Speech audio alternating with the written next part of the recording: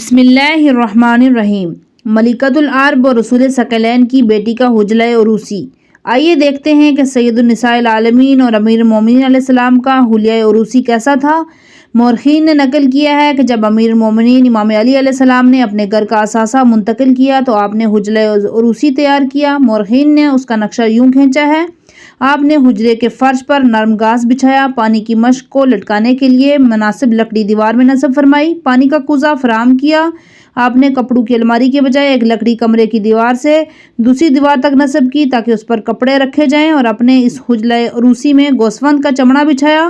اس چمڑے کے ارد گرد خوبصورتی کے لیے کھجور کے پتے بچھائے۔ جی ہاں، یہ تھے خلیفۃ المسلمین، امیر المومنین، مجاہد و مبارز اور شہسوار اسلام اور سید بطحاء کے فرزند امام علی علیہ السلام، اور یہ تھی ان کی کل کائنات اور متاع حیات دنیا جن سے آپ نے استفادہ کیا۔ گزشتہ صفحات میں آپ پڑھ چکے ہیں کہ رسول اللہ نے زیرہ کی تمام قیمت حضرت ام سلمہ کے حوالے کر دی تھی اور اسے 3 حصوں میں تقسیم فرمایا۔ ایک حصے سے گھر کا ساز و سامان خریدا گیا تھا، دوسری تہائی زفاف کے لیے مختص فرمائی، اور تیسری تہائی جو حضرت ام سلمہ کے پاس باقی تھی وہ آپ نے امام علی کو سپرد کر دی تھی تاکہ اس میں مبلغ سے آپ کی اپنی نئی زندگی کا آغاز کریں۔ یہ امر مخفی نہیں ہے کہ ہر کام کے لیے مال نہایت ہی ضروری۔ آپ نے امام علی علیہ السلام سے فرمایا: علی جان، ولیمہ عروسی کے عنوان سے ضیافت ضروری ہے۔ یہ شرف انسانی کس قدر قابل تعجب ہے، اس عظیم اخلاق کے کیا کہنے، یہ حقیقی محبت اور صدق و صفا و تعاطف کتنی قابل قدر ہے۔ آپ کے آستانہ عروسی پر کچھ صحابہ کرام ہدیے لے کر حاضر ہوئے۔ پیغمبر مہربان نے اپنے صاحب عزت اور عظمت داماد امام علی سے فرمایا: یا علی، آپ فوراً شائستہ و بائستہ دعوت کا اہتمام کریں۔ رسول اسلام نے اپنے گراں قدر داماد امام علی سے فرمایا: خدائے جہان آفرین ضیافت اور مہمان نوازی کو بہت پسند فرماتا ہے۔ جب انسان خلوص کے ساتھ اس کے بندوں کو کھانا کھلاتا ہے تو وہ بہت زیادہ خوش ہوتا ہے۔ ولیمے میں بے پناہ فائدے ہیں۔ ولیمہ اپنے دامن میں خیر کثیر رکھتا ہے۔ جہاں عمومی فائدے ہیں وہاں بے شمار خصوصی فائدے بھی ہیں۔ اس ضیافت میں بھوکے لوگ سیر ہو کر کھانا کھاتے ہیں، اس سے لوگوں کے قلوب میں محبت کے باغ باغیچے پیدا ہوتے ہیں، ان کے ثمرات صاحب ضیافت کو حاصل ہوتے ہیں۔ ان مادی اور معنوی اثرات کے علاوہ خالق کائنات کی خوشنودی اور رضا حاصل ہوتی ہے۔ لیکن مقام افسوس ہے کہ ہمارے معاشرے میں جس ضیافت خالصانہ کو ہم ولیمہ کا نام دیتے ہیں وہ جشن کی محافل میں تبدیل ہو گیا ہے۔ جہاں محروموں بھوکوں کو سیر ہو کر کھانا کھلانا تھا وہ مشروبات اور بسکٹوں اور مٹھائیوں میں بدل گیا ہے جس کا کوئی فائدہ ہی نہیں ہے۔ بے نظیر اثار۔ ایک نکتہ جو ناقابل فراموش ہے، سید النساء العالمین شب عروسی میں اپنے بابا کے گھر میں ہی تھی۔ اس شب آپ نے اثار و قربانی کا وہ باب رقم کیا کہ جس کی مثال نہ تو اولین میں سے ہے نہ آخرین پیش کر سکتے ہیں۔ خواتین کی تاریخ میں اللہ کی خوشنودی اور رضا کے لیے وہ عمل کیا، آپ اپنے اس عمل میں لا شریک ہیں۔ علامہ صفری نے اپنی کتاب نزہۃ المجالس میں ابن جوزی کے حوالے سے نقل کیا ہے کہ رسول اللہ نے اپنی بیٹی کو شب عروسی کے لیے خوبصورت اور قیمتی لباس تیار کروایا تھا۔ سیدہ زہرا نے شب زفاف کے لیے وہ لباس زیب تن فرمایا۔ اچانک آپ کے دروازے پر کسی سائل نے سوال کیا: وہ بے کس و بے نوا ہے، اس کے پاس تن ڈھانپنے کے لیے لباس نہیں ہے، اگر تمہارے پاس کوئی پرانا لباس ہے تو وہ مجھے اللہ کے نام پر دے دیجئے۔ فخر بانوان جہان کے پاس ایک پیوند لگا لباس تھا، آپ نے وہ لباس اٹھایا، وہ لباس اس سائلہ کے حوالے کریں، وہ فوراً ان کے مقدس کانوں میں فرمان خداوندی پہنچا: لن تنالوا البر حتی تنفقوا مما تحبون، سورہ آل عمران آیت نمبر 92۔ نیکی و نیکوکاری کو ہرگز نہیں پا سکتے جب تک تم اپنی محبوب ترین چیز کو اللہ کے راستے میں خرچ نہ کر ڈالو۔ آپ نے فوراً شب عروسی والا نیا لباس اس سائل کے حوالے کر دیا اور خود پرانا لباس زیب تن فرمایا۔ جب وقت زفاف قریب آیا تو فوراً جبرائیل امین نازل ہوئے، بارگاہ نبوی میں پہنچے اور کہا: اے محمد، اللہ تعالیٰ نے آپ پر درود و سلام بھیجا ہے اور اس نے مجھے حکم دیا ہے کہ میں آپ کی دختر فرزانہ حضرت فاطمہ زہرا سلام اللہ علیہا کو سلام کروں، اور اللہ تعالیٰ نے ان کے لیے جنت سے دیبا سبز کا خوبصورت لباس بطور ہدیہ بھیجا ہے جو انہوں نے شب زفاف پہنا ہے۔ پر برکت دستے پر درود و سلام۔ ادھر ولیمہ کا طعام تیار ہو چکا تھا، گوشت پک چکا تھا، روٹیاں بھی حاضر کر دی گئی تھی، کھجور اور گھی بھی مہمانوں کی خدمت کے لیے جمع ہو چکا تھا۔ پیغمبر گرامی تشریف لائے، آپ نے اپنے ہاتھوں کی آستینیں الٹی اور گھی اور کھجور آپس میں مخلوط کر دیا، یہ ایک قسم کا حلوہ بن گیا۔ رسول اکرم نے امام علی کو بلایا اور فرمایا وہ لوگوں کو اپنی شادی کے ولیمے پر بلائیں۔ حضرت علی مسجد میں تشریف لائے، مسجد لوگوں سے بھری ہوئی تھی، اس ہجوم میں اصحاب صفا بھی موجود تھے، مفلس و نادار مگر وفادار مہاجرین بھی موجود تھے۔ مدینہ میں وہ سراپے محتاج، ان کے پاس زندگی گزارنے کا ساز و سامان نہیں تھا۔ مسجد نبوی میں مدینہ کے انصار بھی تھے، یہ لوگ بھی محرومین میں سے تھے۔ اتنے بڑے ہجوم کو دیکھ کر جناب امیر نے دل میں خیال کیا کہ اس ہجوم کے مقابلے میں کھانا بہت کم ہے، اب کیا ہوگا، تعداد کثیر ہے اور طعام قلیل ہے۔ اس حال میں آپ کی بزرگواری اور عظمت کا تقاضا تو یہ تھا ان سبھی لوگوں کو دعوت دی جائے۔ ادھر یہ بھی بات تھی کہ ہر آدمی کو خواہش خواہش تھی وہ رسول اللہ کی شہزادی کی شادی کا ولیمہ ضرور کھائے۔ انہیں معلوم تھا کہ ولیمہ کوئی عام ولیمہ نہیں ہے بلکہ پربرکت ولیمہ ہے اور تاریخی ولیمہ ہے۔ ادھر امام علی کی شخصیت کوئی معمولی شخصیت نہیں تھی، وہ اپنے اللہ کی قدرت پر ایمان کامل رکھنے والے تھے۔ ان کے ہاں رسول کے دست مبارک کی برکات کا عقیدہ بھی مضبوط تھا۔ ان عوامل نے آپ کا کام آسان کر دیا۔ آپ ایک بلند مکان پر چڑھ گئے۔ آپ نے وہاں بلند آواز کے ساتھ فرمایا، اے لوگو، فاطمہ بنت محمد کی شادی کا ولیمہ تیار ہے، سب تشریف لے آؤ۔ جہاں امام علی علیہ السلام کی آواز اہل مدینہ تک پہنچی، مدینہ کے ارد گرد کی آبادیوں میں بھی پہنچی، باغات اور کھیتیوں میں کام کرنے والے لوگوں تک بھی پہنچی۔ مردوں، عورتوں اور بچوں کا یہ سیلاب تھا جو ولیموں کے مقام پر اکٹھا ہو گیا۔ اس ہجوم کے ہر فرد نے جی بھر کر کھانا کھایا اور ہر آدمی ولیمے کا کھانا اپنے ساتھ بھی لے کر گیا۔ دنیا نے دیکھا کہ دست پیغمبر میں کتنی بڑی برکت ہے کہ تمام اہل مدینہ، مدینہ کے نواحی علاقوں کے لوگوں نے سحر ہو کر کھانا کھایا، لیکن کھانا کم نہیں ہوا۔ پھر اللہ کے رسول نے برتن منگوائے، ان برتنوں کو کھانے سے بھر کر حاضرین میں سے ہر ایک کو پیش کیے، وہ کھانا اپنے گھر لے جائیں اور اپنی بیگمات اور گھر والوں کو کھلائیں۔ آپ نے ایک برتن منگوایا، اس میں کھانا ڈلوا کر حضرت علی جناب سیدہ سلام اللہ علیہا کے لیے رکھوا دیا۔ ادھر جب خورشید خاور مغرب کے سینے میں ڈوبا، ادھر عروس بیشتی کا اپنے والد کے گھر سے شوہر کے گھر منتقل ہونے کا وقت قریب آیا تھا۔ پیغمبر گرامی قدر اپنی بیٹی کے شب عروسی کے تمام امور لازمہ مکمل کر چکے تھے۔ آپ چاہتے تھے ان کی عزت و عظمت، ماں بیٹی کے مراسم ازواج نہایت سادگی کے ساتھ طے پا جائیں، ان کے مراسم ہر قسم کے تکلفات اور تجملات سے بالاتر ہوں، ہر قسم کی معنویت سے لبریز ہوں۔ جی ہاں، یہ حقیقت ہے، تاریخ انسانیت نے ایسے سادہ، باصفا، پرشکوہ اور معنویت سے لبریز مراسم کبھی نہیں دیکھے تھے۔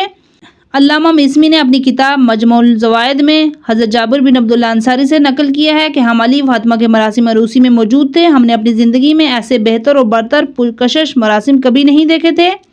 پیغمبر گرامی نے اپنی تمام ازواج کو حکم دیا وہ حضرت فاطمہ زہرا کے مراسم عروسی تیار کریں۔ ان تمام امہات المومنین نے حضرت فاطمہ زہرا کی ماں کی طرح آپ کو عطر آگیں اور آراستہ و براستہ کیا، جو زیورات مہیا تھے وہ بھی پہنائے۔ تمام امہات المومنین شہزادی جنت کے پاس جمع تھی۔ عجیب منظر تھا، ان میں سے ایک آپ کے بالوں کو بنا رہی تھی، دوسری آپ کی تزئین اور آرائش میں مصروف تھی، سیدہ کے بنانے سنورنے میں سب اپنا اپنا کام کر رہی تھی۔ اسی دوران آپ کو عروسی کا وہ لباس پہنایا گیا جو جناب جبرائیل جنت سے لائے تھے، اور جنتی لباس اتنا خوبصورت اور قیمتی تھا کہ جس کی قیمت بنی آدم کے بس سے باہر ہے۔ یہ لباس اللہ کی طرف سے آپ کے لیے تحفہ تھا۔ یہ بات صاف ظاہر ہے کہ سیدہ زہرا بے پناہ فضائل سے متصف تھی۔ آپ فکری اور اخلاقی اور معنوی اعتبار سے کائنات کی ہر دختر پر برتری رکھتی تھی۔ آپ عزت و عظمت میں برتری اس لیے بھی رکھتی تھی کہ آپ پیغمبر اسلام کے چچا کے بیٹے کی زوجہ تھی۔ آپ کے شوہر نامدار آپ کے والد گرامی کے وزیر جانشین اور پرچمدار تھے۔ ان کے فضائل و مناقب آفتاب کے مانند درخشاں تھے۔ خاندانی طور پر وہ آپ کے والد سے قریبی رشتہ رکھتے تھے۔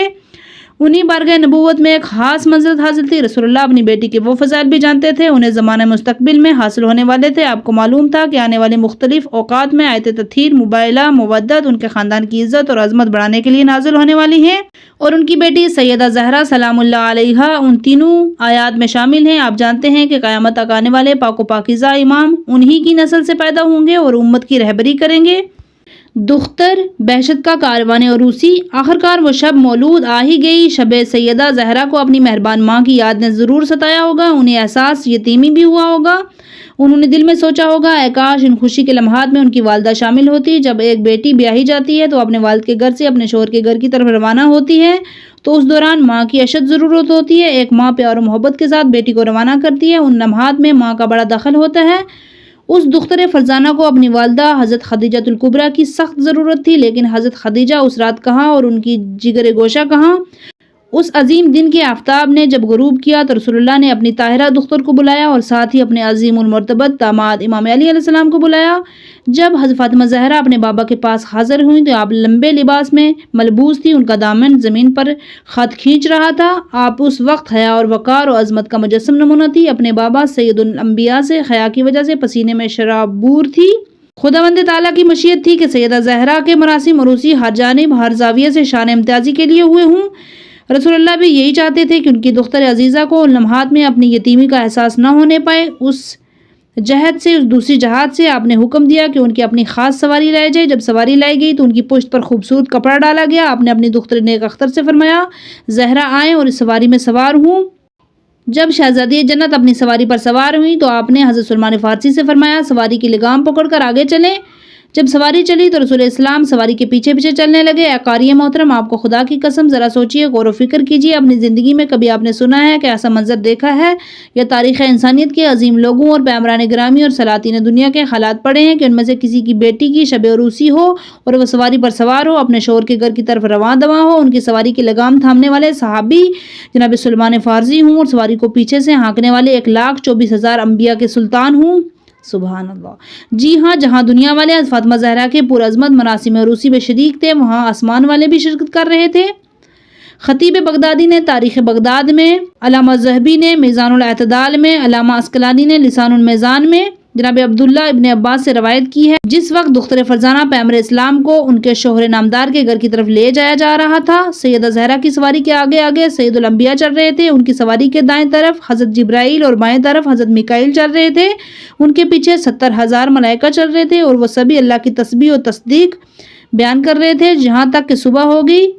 امام موسیٰ کاظم علیہ السلام نے فرمایا کہ حضرت جابر بن عبداللہ انصاری کی روایت ہے، جب وہ رات آئی کہ جس رات حضرت فاطمہ زہرا کو ان کے شوہر کے گھر روانہ ہونا تھا تو نبی کریم اپنی شوبہ نامی سواری لے کر آئے، اس کے اوپر خوبصورت کپڑا ڈالا اور اپنی شہزادی سے فرمایا وہ اس سواری پر سوار ہوں۔ آپ نے حضرت سلمان فارسی سے فرمایا وہ سواری کی لگام اپنے ہاتھ میں لے کر چلیں۔ خود نبی کریم سواری کی پیچھے کی طرف سے ہانک رہے تھے۔ راستہ چلنے کے دوران آپ نے سنا کہ جبرائیل امین 70,000 فرشتوں کے ساتھ اترے اور اس کاروان میں شامل ہو گئے، انہی کے ساتھ جناب میکائیل 70,000 ملائکہ کے ساتھ اترے اور وہ بھی ان کاروان میں شریک ہو گئے۔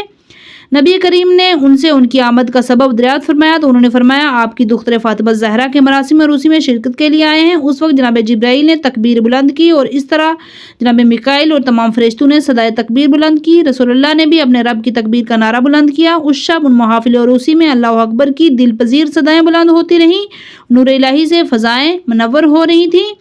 خاندان بنو ہاشم کے تمام مرد بھی اس کاروان میں شامل تھے۔ رسول اسلام نے حضرت عبد المطلب کی خواتین اور مہاجرین و انصار کی خواتین سے فرمایا وہ اس سفر میں حضرت فاطمہ زہرا کے ہمراہ رہیں۔ رسول اللہ کی تمام ازواج بھی اس کاروان میں شامل رہی، وہ رجز پڑھ رہی تھی۔ حضرت ام سلمہ نے یہ اشعار پڑھے، اے میری ہمسائیوں، اللہ کی نصرت کے ساتھ چلو، ہر حال میں اپنے خدا کا شکر ادا کرو، اللہ بزرگ و برتر کی نعمات کو یاد کرو، اس نے جو تم سے مصائب و آلام ناپسندیدہ اوامر کو دور کیا اس کا شکریہ ادا کرو۔ اس ذات نے ہمیں کفر کے بعد ہدایت عطا کی، آسمانوں کے رب نے ہمیں ایمان کی دولت عطا کر دی، تم سبھی کائنات کی سب سے بہترین خواتین کے ساتھ چلو، ان پر ان کی پھوپھیاں اور خالائیں قربان ہوتی جا رہی ہیں۔ ہاں اے دختر بہشت، تم اس عظیم المرتبت باپ کی بیٹی ہو۔